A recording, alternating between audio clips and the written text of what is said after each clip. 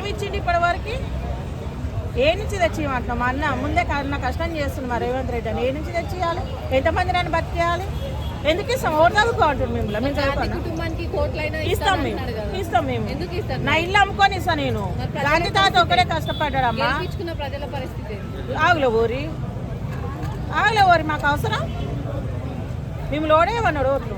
మేము అసలు చెప్తాం. నేనేమన్నా ఇంటికి వచ్చినా? నేను రాశిలో దోశలో పోతుందేమో. నిన్ను ఓడమన్నాడు మా ఇంటికి. నిన్ను ఓడేమన్నాడు? ఏడో నీ తప్పు. ఎందుకు పట్టించుకో? సావని అమ్మా. సస్తే నాకేమైనా ఒరిగేది ఉందా? నాకు అడపడుతుంది చాలు. లంజ వస్తుంది, మంచం మిగులుతుంది. నాకేం అవసరము? నాకు అవసరమా? ఓన్ కోసం వ్యవసాయం చేస్తున్నావు? నా కోసం చేస్తున్నావు? నా పిల్లల కోసం చేస్తున్నావు? నా కోసం చేసినప్పుడు అప్పుడు మాట్లాడతాను. ఆయననే. మరి ఇంత అభివృద్ధి చేసినాక ఆయన కాకపోతే నేను ఉంటానా? ఇంత అభివృద్ధి చేసినాక తెలంగాణకు రేవంత్ రెడ్డి అన్న ఇన్ని పథకాలు తెచ్చిండు. ఎంతో మందికి రోడ్లు లేని కాడ రోడ్లు వేయించిండు, పింఛన్లు లేని పింఛన్లు ఇచ్చిండు, బంగారం లేని బంగారం ఇచ్చిండు. మరి ఆయన కాకపోతే ఎవరు ఉంటారు? మా అయ్యి ఉంటాడా? అన్ననే ఉంటాడు. మళ్ళీ ఇంకా 30 ఏళ్ళ దాకా ఆయన రేవంత్ రెడ్డి. మరి ఆలాలు చుట్టాలేనా? ఇప్పుడు బట్టి విక్రమార్క అన్నకేమో రేవంత్ రెడ్డి అన్న ఓట్లు వేసిండు. ఈయనకు ఆయన వేసిన ఆయనకి వాళ్ళిద్దరు నలుగురు వేసుకుంటేనే ఆయన సీఎం అయ్యాడు. మిగతా వాళ్ళంతా పిచ్చోళ్ళు.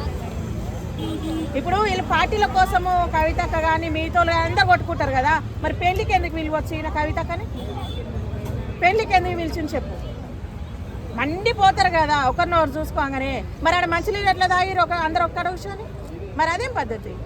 అంటే ఇతరులు కొట్టుకుంటోళ్ళు పిచ్చోళ్ళు. అది మనకి ఇప్పటికీ అర్థం కాదు. పార్టీల కోసం కొట్టుకుంటాం కదా, మనం పిచ్చోళ్ళు, వాళ్ళు మంచోళ్ళే.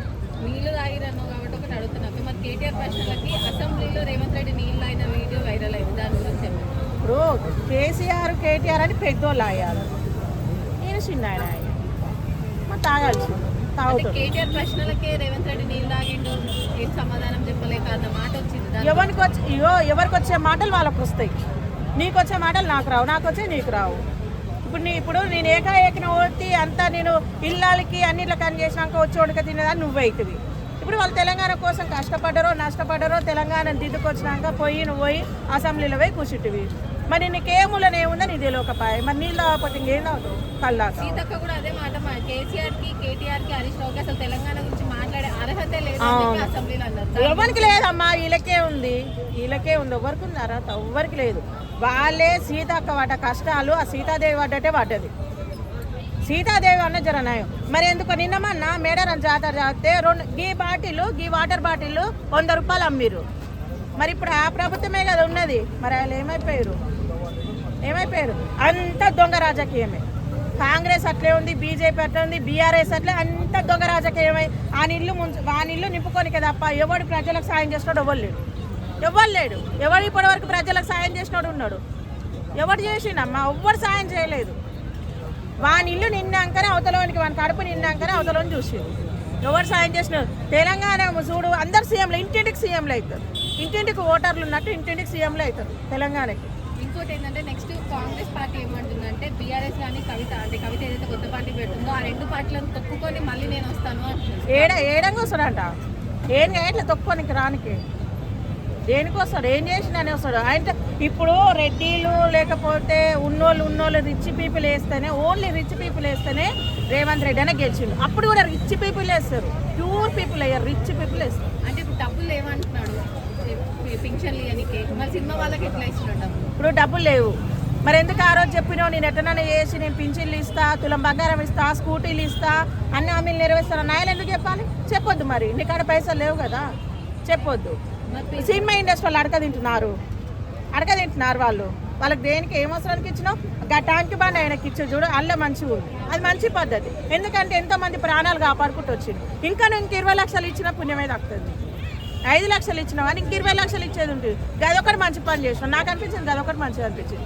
ఇమీడియట్గా నువ్వు ఆ ఫ్రీ బస్ పాడగా నాకు తీసి దాని మీద వచ్చే పైసలు ఈ ఆడవాళ్ళకి.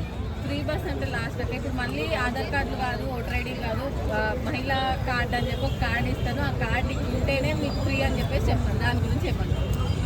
ఇవి ఇవి అయిపోతాయి లాస్ట్ వరకు. ఇక మొగలు లేని వాళ్ళకే ఉంటుంది అంటారేమో. ఇక లాస్ట్ వరకు మొగలు లేని వాళ్ళకే ఫ్రీ బస్ అంటారేమో. ఇక లాస్ట్ వచ్చి ఇక అదే కట్ అవుతుంది. ఏం లేదు, నువ్వు మంచిగా మందకాలు తాగి ఇంట్లో మంచిగా వండుకో, అంతమించి ఇంకేం లేదు. నువ్వేం చేస్తలేవు, అనవసరంగా నీ రాజకీయం ఏందో నీకే అర్థమవుతలేదు. ఎంతసేపు నేను ఇంత పొడుగు అంత పొడుగు వస్తే నా బొంద పొడుగు అన్నట్టుంది. ఎవ్వడు చూడు ఇక రేవంత్ రెడ్డి అయినా అరే ప్రతి ఒక్కరు తిడుతున్నారు, అందరు నోళ్ళల్లో ఎందుకు అంత దారుణంగా పడడం.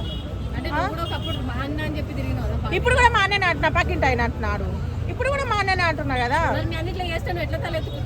ఎత్తుకోనే ఉన్నా, చేసినోనికే లేదు నాకెందుకు, చేసినోనికే లేదు నాకెందుకు, చేసినోడే తలెత్తుకొని మంచిగా 10 మందిని వేసుకొని తిరుగుతున్నా, నాకేం సిగ్గు. మా అన్న అని చెప్పుకుని ఎంత అభిమానంతో చెప్పుకొని ప్రచారం టైంలో ఇప్పుడు నేను అన్న గురించి ఇట్లా ప్రశ్నలు అడుగుతుంటే ఎట్లా సమాధానం చెప్తాను? నేను నోటితోటే చెప్తున్నా, ఎట్లెందుకు చెప్తా, నోటితోటే చెప్తున్నా, ఎట్లెందుకు చెప్తా, నేను నోటితోటే చెప్తాము. రాజకీయం ఆయన చేసినంత గొప్పగా ఎవరు చెయ్యలేరు, ముందుగానే ఇంకా కానీ చేయలేరు, ఇంకా అంత గొప్ప సీఎం.